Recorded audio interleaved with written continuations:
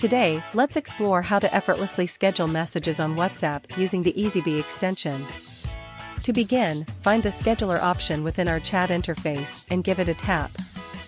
This will open the scheduler window, where you can plan your message delivery. Select the desired date and time for your message to be sent. For example, if you wish to send a message at a specific time, set it accordingly. Then, compose your message in the provided field, such as "Hello, this is Eazybe." Now, if you want to send a recurring message, you can enable the custom recurrence checkbox and choose the frequency you prefer. For instance, if you want the message to repeat every week, select the weekly option.